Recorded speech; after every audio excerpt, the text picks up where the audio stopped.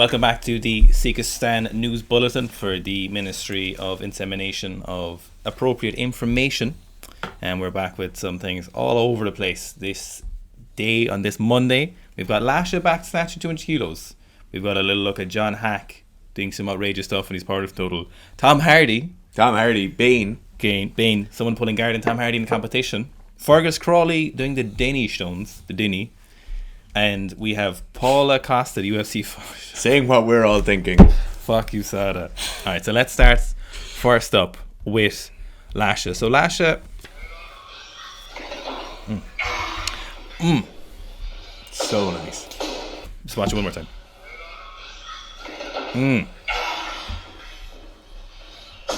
Any comments in terms of technique? Or? I think he has the best snatch technique of any super ever. Yeah. I think it's so consistent. I don't like the bar roll towards him, but his speed under the bar looks better than ever. Yeah, his start position, just in looking at that earlier today, looks a bit lower than we've seen it previously. So he did have the quad injury, so that was the thing. It a hematoma in the quad, apparently, is what the official report said. I assume a broken needle or something. And that's why we saw his lackluster performance in Europeans compared to his previous self. Yeah. As injuries go, though, in weightlifting, I think that muscular tears are probably the most desirable if you were to desire an injury. If you wanted an owie, a torn muscle is probably the easiest one to get over. Like, you don't want bony growths in your hip. You don't want meniscus, ligament issues. You don't really want tendinous issues. So having a tear like that, if you're going to get injured, which you are going to get injured in weightlifting, and when you're literally the strongest weightlifter ever. Now, I didn't say the best weightlifter ever, but I did say the strongest. So just, it's all about the wording of it, isn't it? It's all about the wording. So the fact that Lasha, is doing weights that literally no one else has done before, I think it's fair enough that he gets a little torn owie. Yeah. For me, the priorities list is number one bad thing to happen is something to happen to bone. Then something to happen to cartilage. Then something to happen to a ligament. Then a tendon. Then muscle. Yes. Yeah. That's it for me. Yeah, the last soft tissue injuries are very, very susceptible to recovering correctly.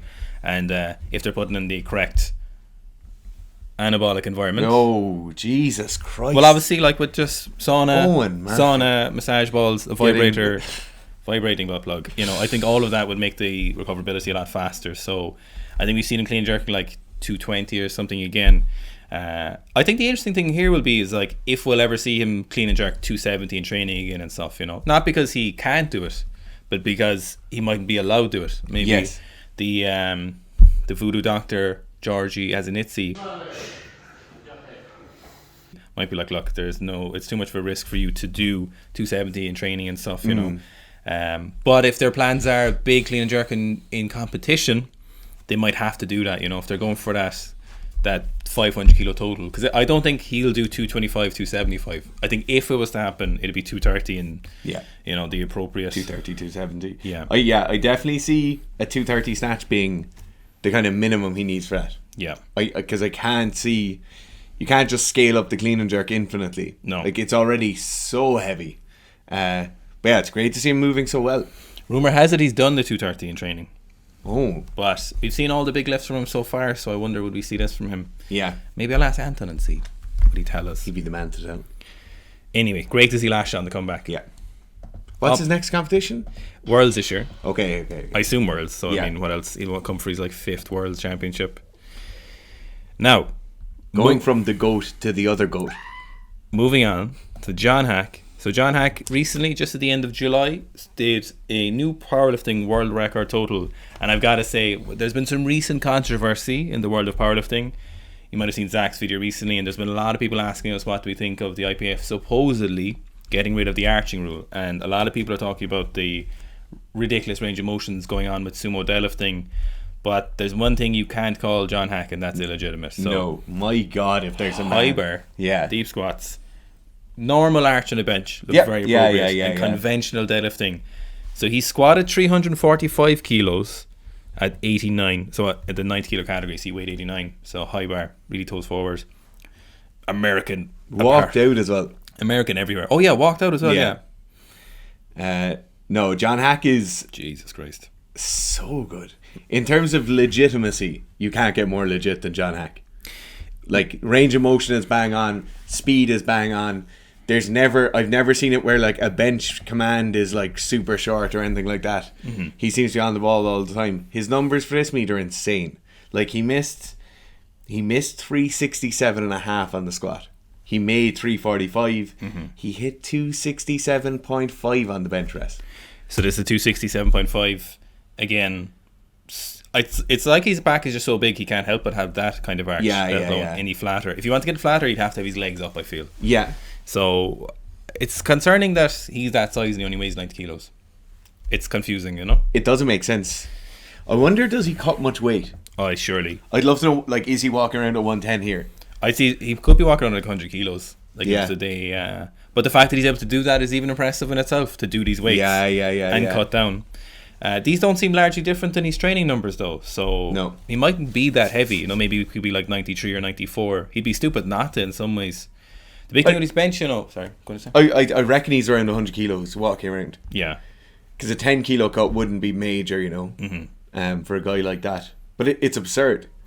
Like, it's absolutely mental. A big thing people like to say sometimes in our videos when we talk about John Haack or other people benching big weights is we're saying, look, we don't really like to see this angle here moving like this. And a lot of people are like, elbow flare is actually really good. Look at John Haack. First of all, you should be looking at elite level lifters for some things. You should be really careful what you're looking at. That doesn't mean you don't look at them, of course. That's why we make videos about them.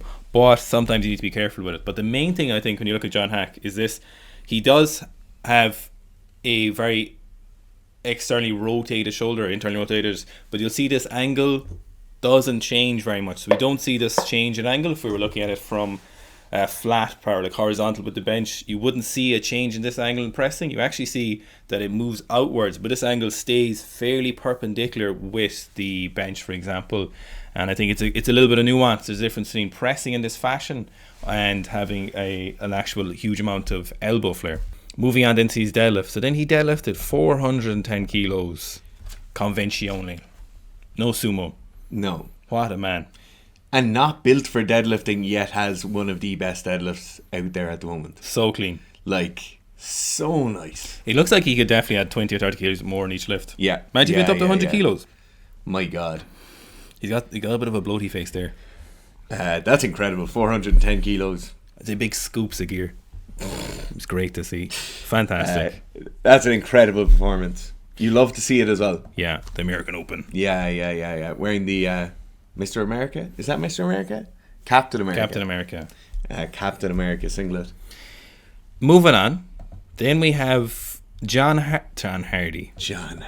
Tom Haack. Blue belt competition. Did you just say Tom Haack? Tom Hardy. Moving on. You're having a stroke. Shut up. Moving on to Tom Hardy's blue belt fight. So he's fighting another old geezer at a competition. Looks to be like an open competition. First, they'd say fair fucks them for literally just doing a competition at that level. Someone's mega fame. It could be weird, you know. Yeah.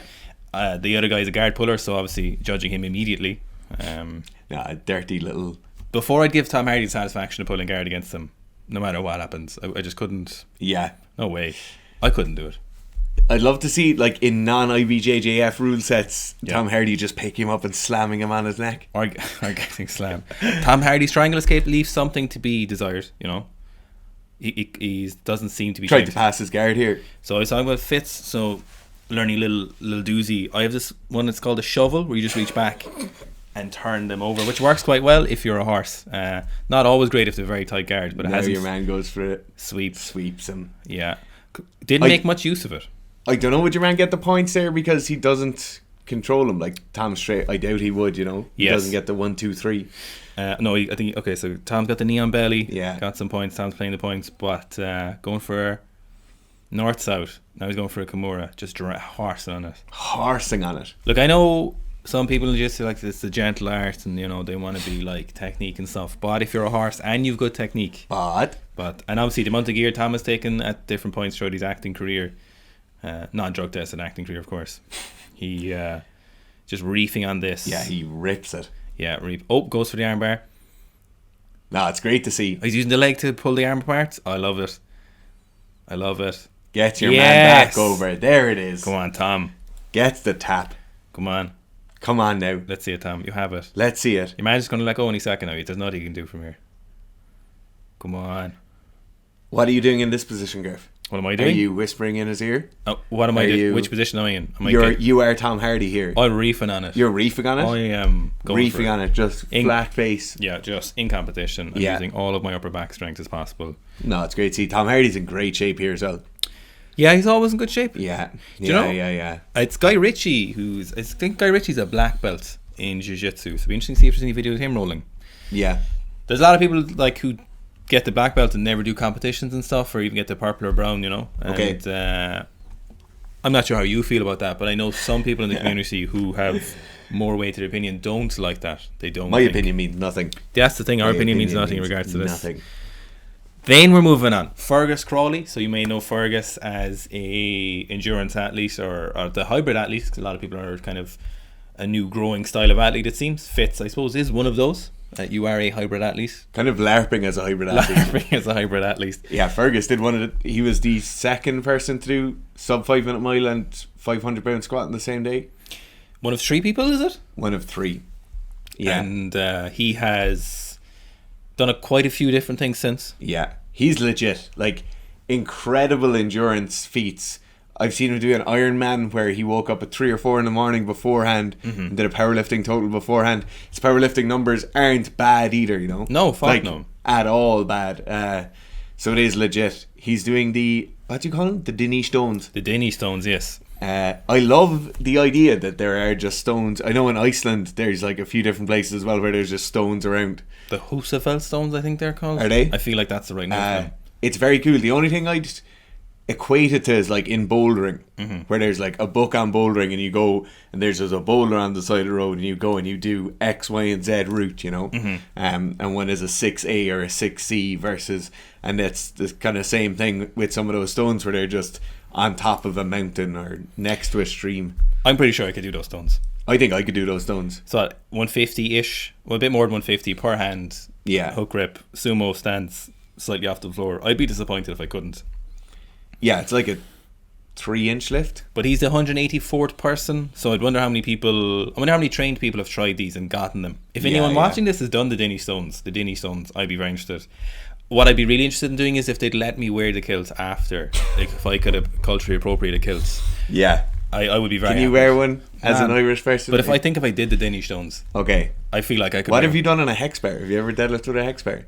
Not a loser. I think I did 285 or 290 during someone's study once. But that's literally that's like 3 inches. Like that's a hex. That's a hex bar block pull, I'd say. Yeah. Very awkward, of course. And obviously, if only 184 people have done them, it's pretty heavy. It's pretty heavy.